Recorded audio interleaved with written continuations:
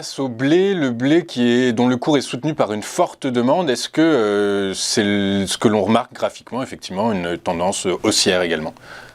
C'est vraiment une tendance en fait très très claire, hein, sur les cours du blé. Alors les cours du blé en fait, blé américain ici, hein, sur le graphique, avait marqué une sorte de base de fondation qui mettait un terme à une dynamique baissière. Une base de fondation en fait, ça se voit en fait de 2014 à 2020.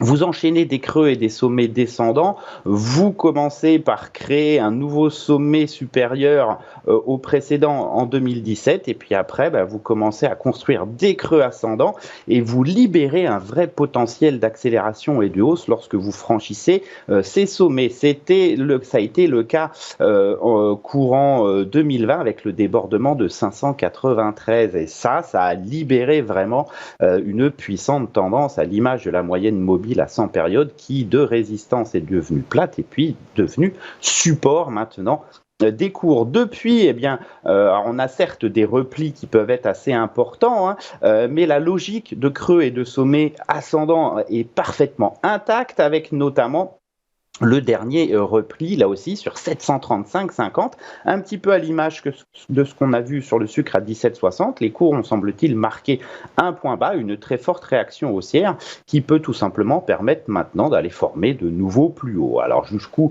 peut-on aller sur le blé américain? Ça, c'est le propre même d'une tendance haussière, c'est qu'elle ne s'arrêtera qu'une seule fois. À un moment plus tard, par contre, on peut voir des niveaux de résistance qui semblent être intéressants aux alentours des 900, puis après 947,25, puis après la zone des 1000, 1015, 1000 étant une zone très très psychologique, hein. Donc une lecture haussière, hein, sur le blé qui, semble-t-il, n'a pas fini de progresser pour l'année à venir. Merci beaucoup Mathieu. Juste très rapidement, un peu comme d'habitude, est-ce que vous auriez une zone des supports à nous présenter sur le blé?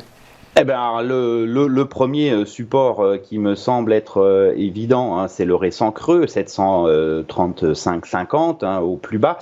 Alors ce creux sera confirmé à moyen terme, là aussi, un peu comme le sucre, lorsqu'on aura fait des nouveaux plus hauts, mais la réaction haussière sur ce niveau est très très très significative.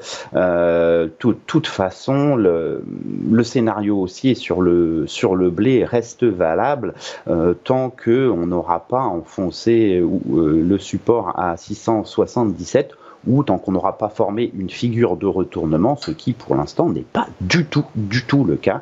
Je le répète, le cours du blé risque de poursuivre sa dynamique en 2022.